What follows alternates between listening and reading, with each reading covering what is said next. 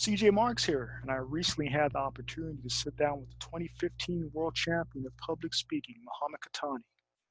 So without further ado, here's part one of our two-part interview. Enjoy. Mohammed, thank you for joining us, sir. Good to have you. Thank you so much for having me. Excellent, excellent. So let me just get right to the first question. In your opinion, what are the most important factors in the Toastmasters International Speech Contest, meaning that there's different rounds? So what's the most important factor to maintaining motivation from the club level to the world championship? Well, I mean, first of all, I would like to thank you for having me. And now, speaking about the contest itself, you have to keep in mind that unlike any other, competition where the winner and losers could be, clearly marked, whether it's a sporting event or whatever. When it comes to like Toastmasters, at the end of the day, it's the opinion of people. Yes. I've seen people who gave amazing speeches and they still didn't win because even though the audience loved them, the judges are only 5 or 6 or 8, for example. And at the end of the day, it's a it's the opinion of these eights. Now, this might actually make people do a mistake, which is aiming to please the judges rather than pleasing the audience. And I want you to remember when you are in a speech contest, at the end of the day, whether you win or lose, you want to win the hearts of the audience. Mhm. The judges will change every single day. And I'm sure if you look at some great speakers who made it into the finals and even like world champions, you might find some of them who, after like winning the title, whatever, they couldn't have anything else to offer. And there are people who've never won the championship, and they went on to being, accredited like a really amazing speakers who just kept with the entire like audience. So in terms of preparation for the speech contest, I would like to say this: speak about something that you are passionate about, something that you care deeply about.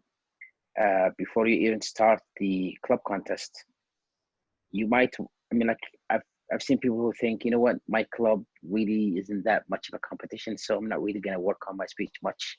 I'm gonna like stream through the club in the area. No, treat it every step of the way as if you're competing in the world championship. Very sound advice. Because because people, they can tell like whether this person just come in just to give a speech and leave and think he can just get it. No, I'm like anyways, or a person who really puts their hearts and mind into it. So write a speech that you really care about, that you're really passionate about.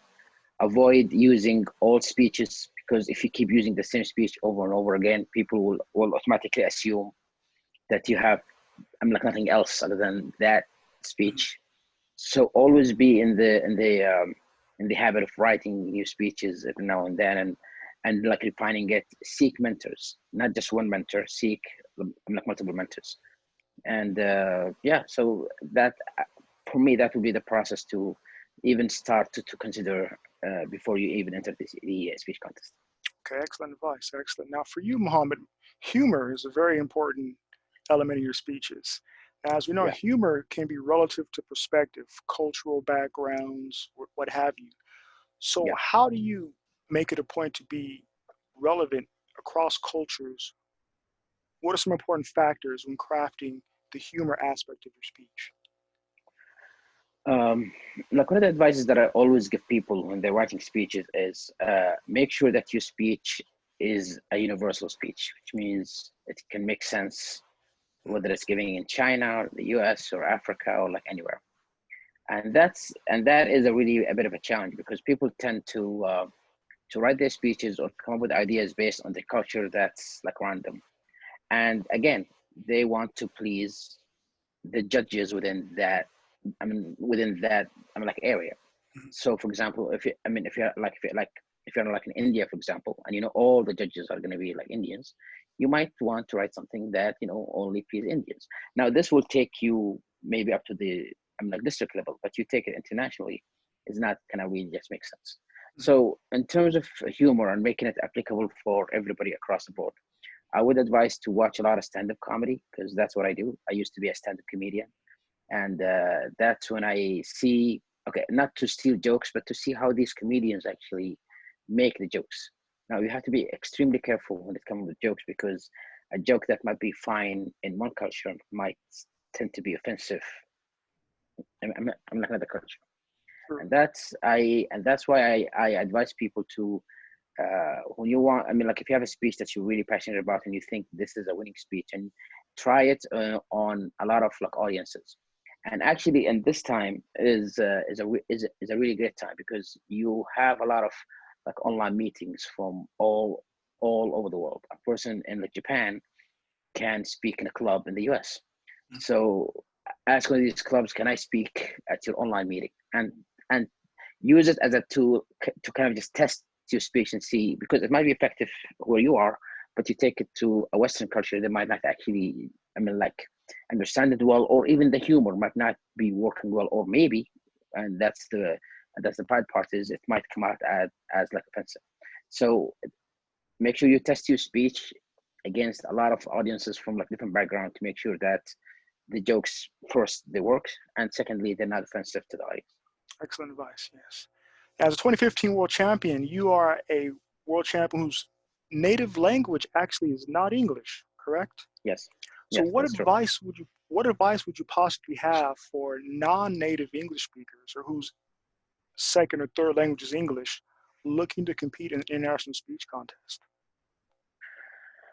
Honestly, when it comes to the competition, it's never about the language, and Mm, and like a lot of people think that you should, I mean, like you should be a native speaker in order for you to win. Uh, that's far from the truth. In fact, 2014, 15, 16, and 17, all the champions are non-native English speakers. indeed. Yes. Speaking and language are two, I mean, like they're not the same thing. You could have a really great vocabulary, but you don't have a presence on stage. Mhm. And you can have a really great presence on stage, even though your vocabulary is not really up there.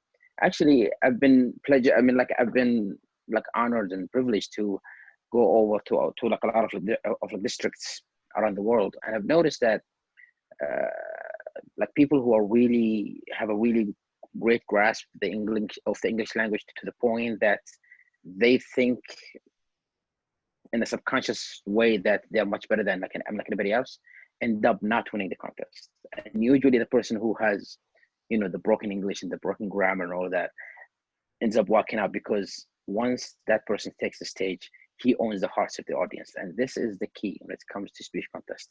You have to win your audience. It's never about you. I want you guys to remember this. When you're on stage, it's never about you. It's always about them. Yes, you might want to compete because you want to advance, and maybe you want to win a title like one day, but this should be secondary. This is a lesson that I've learned the hard way, because when I started the competition back in like 2010, and I used to do humorous speeches back then, I always wanted to win. I always wanted to have the trophy. I always wanted to get the title. And when I lost, it hurts. Until a friend of mine gave me an advice and said, once you care about your audience more than whatever the consequences of the contest is, you will feel the the satisfaction whether you win or not. The winning will come eventually. And that actually is the greatest lesson that I've learned, because now every time I take the stage, I speak from the heart. I really mean what I say, and I really wish that somebody out there would take a word that I said. And sometimes I don't win, but after I'm done, people come to me and said, "That was a great speech. You moved us." And honestly, that's a lot more like, it's a lot more like fulfilling than to just win a piece of glass. Well said. Well said. Take us back to 2015. Now, what a lot of people don't seem to understand or realize is, correct me if I'm wrong, but you really only had 2 weeks to actually prepare for the World Championship. Yeah, that's true. Take us through that. How did you get ready in 2 weeks? Well, I'm gonna take you back even like a year, like a year before. When I joined Okay. Toastmasters back in 2009, I started the competition in 2010. And when I started, I only competed in the humorous, because I used to do stand-up comedy, and humor is something that I love. I love to make people laugh, and I had no intention to do the international speech contest. So in 2010, 11, 12, and 13, I only did humorous. That was the only thing that I wanted to compete in. And I remember something happened in late 2013, and I was giving a speech from one of the advanced manuals, which is the entertaining speaker. And in that manual, there was a project which is called the dramatic talk. And in that project, I was actually supposed to give, kind of a dramatic talk. So I prepared my speech, and I'm standing in front of my club, and I started speaking, and people started laughing at things that they're not supposed to laugh at. And I find it kind of weird. So after the meeting, I went to the club president and said, my speech was not funny, but people kept on laughing. Why? And she said, well, because, you're Qahtani, you're the funny guy, And that's when it actually hits me that I've done so much humorous speeches that people just think of me as a clown, as a person who just supposed to, just make you laugh, and that's it. So I wanted to change the stereotype. I wanted to change the perceptive view of people of me. So in 2014, that was the first time ever I competed in the international speech contest. I made it all the way to the division level, and I lost. In 2015, I made it to the district level, and I came in second place. And 2 weeks before the finals, the first place winner calls me, and he said, do you have a visa to the US? And I said, yes. Why? He said, well, my dad is kind of sick, and since I'm his oldest son, I feel like I should be by his side, so I'm going to drop my name. You take my place. And that was only 2 weeks before the finals. And I had to come up with 2 speeches, one for the finals and one for the semifinals. And I really didn't think I have it in me. I really didn't think that, because I came in second in my districts, and now I'm going to compete against the first place winner from all over the world, and I'm not even ready. And I said, can I have time to kind of think about it? And he said, well, we don't have time. You have to just, we have to give the names to, TI within the 24 hours. I said, okay, 24 hours. I'll give you my answer within the 24 hours. And I honestly thought, you know what, I cannot do this. I'm going to drop my name too, But then what happened that the same day was my club meeting. So I go to the club meeting, and I'm sitting in the back of the room, and I'm not really paying attention because my mind was just thinking about the phone call. And after the meeting, my club president, she came to me and she said, are you okay? You seem, out of place. And I told her about the phone call, and I said, you know what, I think I'm gonna drop. I don't think I can make it. And she said, look, in life, there will be chances that will come only once. And if you don't grab it, that chance may not come back again. And when such a chance comes, even if you're not ready, just say yes. You can always figure out a way to do it later, but first say yes. Do not let it slip away. I said, yeah, but I need to work. And she said, fine, just say yes now. We'll help you. And that's why I owe a lot of that to my club, to my district, to my division, to my area, to everybody within my district who really helped me. I was just the tool that gave the speech. The speech was a result of 20 or more people who we worked together, we refined it together. They helped me in terms of what to add and what to take off. And I was just the person who just gave the speech. So it wasn't really my speech, it was the effort of everybody who stood by my side. Wow, well said. And as for that 2015 winning speech, The Power of Words, that obviously is a speech that many people know you for. Let me ask you this, Mohammed. Yeah. Do you actually think that that's your best Toastmaster speech? Meaning, was your performance in Las Vegas your best Toastmaster performance? I'll take you back again, and I'm sorry for taking you back again, but No problem.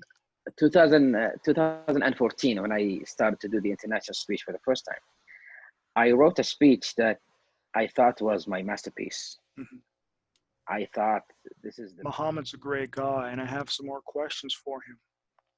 If you like what you're hearing so far, please feel free to leave a comment, like, and subscribe to the page. Join us for part 2 of my talk with Mohammed Qahtani, 2015 World Champion of Public Speaking.